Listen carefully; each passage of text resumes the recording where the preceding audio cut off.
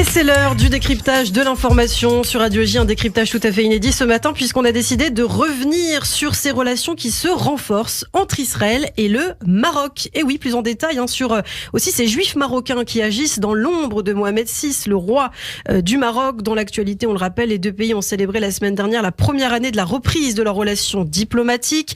Ainsi, l'ambassadrice du Maroc aux États-Unis, Lala Joumala, et l'ambassadeur d'Israël aux États-Unis, Michael Herzog, ont fêté jeudi 9 décembre dernier une décision qu'ils ont qualifiée d'audacieuse, la normalisation des liens entre les deux pays, décision qui a permis, Christophe, depuis de créer de nombreux accords dans de multiples domaines.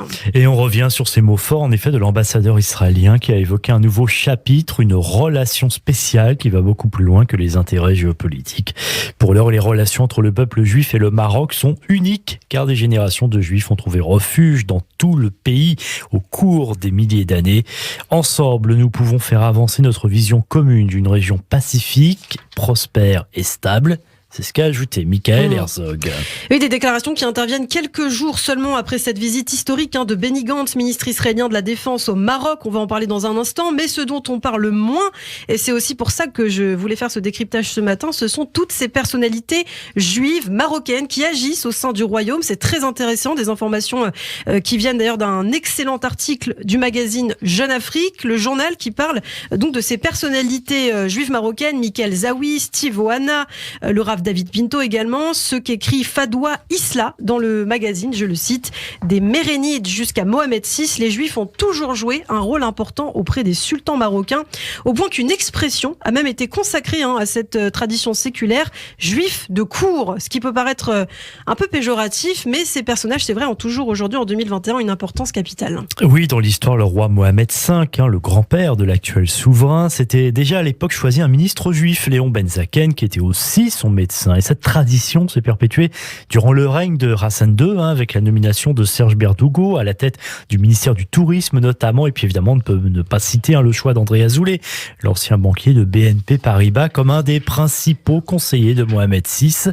Ce dernier, qui n'est autre d'ailleurs que le père de l'ancienne ministre de la Culture, Audrey Azoulay, directrice générale de l'UNESCO, aujourd'hui compte à l'heure actuelle encore parmi les plus proches amis du roi. Et oui, André Azoulay, très influent auprès de Mohamed VI. Bon, si aujourd'hui il n'y a plus autant de ministres juifs ou de figures juives de la vie politique au Maroc, ce qui est normal puisque beaucoup sont partis soit en Israël, soit en Amérique, soit en Europe pour étudier ou poursuivre leur vie, eh bien on assiste toutefois depuis quelques années à une internationalisation des intermédiaires, souvent donc des juifs israéliens d'origine marocaine, toujours au parcours très différent, mais qui connaissent donc très bien le Maroc et sur lequel le roi peut s'appuyer, comme on l'a vu lors de la normalisation récente entre Rabat et Jérusalem. Et des noms sont déjà cités, le nom de Yariv Elbaz, homme d'affaires de 44 ans, à la tête entre autres de 2 entreprises de l'industrie céréalière, Fort Afrique et Tria, et puis très proche du pouvoir marocain de plusieurs ministres. Le New York Times lui-même l'a identifié comme l'investisseur marocain grâce auquel l'accord entre les États-Unis et le Maroc concernant le statut du Sahara a été conclu. Le magazine américain allant même jusqu'à le présenter comme le go-between, l'intermédiaire principal en français entre l'administration américaine et le royaume chérifien. Et oui, ce qui n'est pas rien. Yariv Elbaz était même présent, nous rappelle Jeune Afrique, en 2019, lors de la visite de Jared Kushner, le gendre de Donald Trump au Maroc, accompagné du rabbin David Pinto, son père spirituel, lors de leur visite au cimetière juif de Casablanca.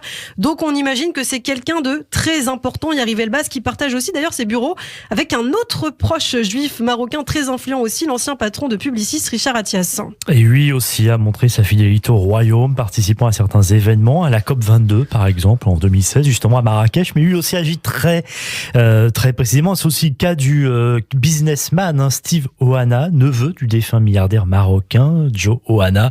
Ce dernier a ainsi été nommé par le patronat marocain à la tête du tout nouveau Conseil d'affaires Maroc-Israël, qui doit œuvrer justement à développer la coopération entre les entreprises des deux pays. Oui, et tous agissent donc discrètement. Alors, autre incarnation de cette élite juive dont le patriotisme et le dévouement pour le royaume marocain sont publics, les frères Michael et Yoel Zawi, longtemps à la tête des fusions-acquisitions respectivement chez Morgan Stanley et Goldman Sachs. Ces fils d'une grande lignée de bijoutiers juifs marocains ont grandi, eux, entre le Maroc, l'Italie et la France. Un véritable atout pour Rabat, ce qui peut en partie expliquer la nomination, d'ailleurs par le roi Mohamed VI, de l'aîné Michael Zawi à la commission pour le nouveau modèle de développement développement. Évidemment, on pourra ne pas citer toutes ces autres figures juives marocaines qui agissent en coulisses. Il y en a beaucoup d'autres, mais clairement, ce qu'on peut dire, c'est que ce sont des Israéliens d'origine marocaine qui sont véritablement devenus, année après année, au fil du temps, de vrais influenceurs politiques. Et même en Israël, les juifs marocains comptent parmi une des communautés les plus influentes. Oui, d'ailleurs, aujourd'hui en Israël, le poids des juifs marocains à la Knesset et dans le gouvernement reflète cette réalité, Christophe.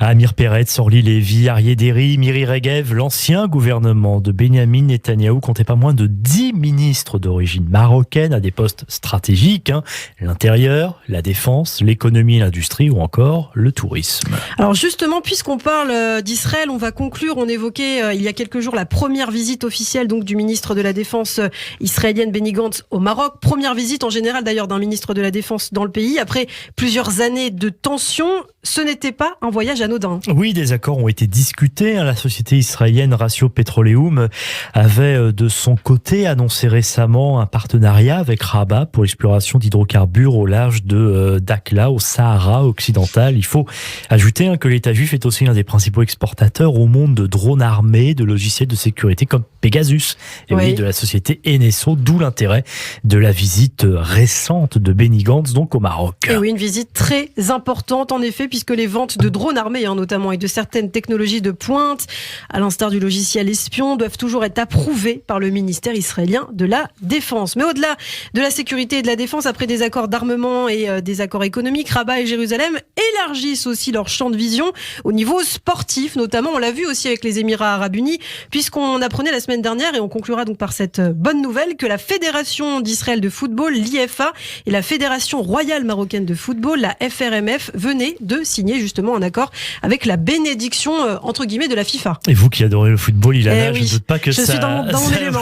Exactement, c'est ce qu'a rapporté le site d'information marocain, le Desk, nommé Football for Hope, Humanity and Peace. L'accord prévoit l'organisation de matchs amicaux entre les équipes nationales des deux pays, toutes catégories confondues. Dans les prochaines semaines, le Maroc devrait même accueillir l'équipe nationale israélienne de moins de 17 ans. Le même accord prévoit aussi des échanges d'arbitres et la possibilité pour des joueurs israéliens d'intégrer l'académie Mohamed VI de football dans la ville de Salé. Et c'est tout à fait historique, puisqu'il faut dire qu'autrefois, membre de la Confédération asiatique de football, la Fédération israélienne de football, l'IFA, avait déjà subi le boycott des pays arabes, compliquant l'organisation de compétitions continentales asiatiques. Derrière ce boycott, il y a notamment, et toujours d'ailleurs aujourd'hui en 2021, l'Algérie. Et d'ailleurs, on a repéré sur Radio J ce titre du site d'information algérien TSA qui écrit « Où s'arrêtera le processus de normalisation entre le Maroc et Israël ?» Voilà. C'est ce que se demande avec jalousie le site qui voit d'un très mauvais œil ce rapprochement de plus en plus accéléré entre Rabat et Jérusalem. Et quoi qu'en dise Alger, ces relations vont se poursuivre, que ça plaise ou pas. Et à Radio J, on continue à suivre évidemment tous ces développements et cette amitié qui se renforce, qui se stabilise de jour en jour.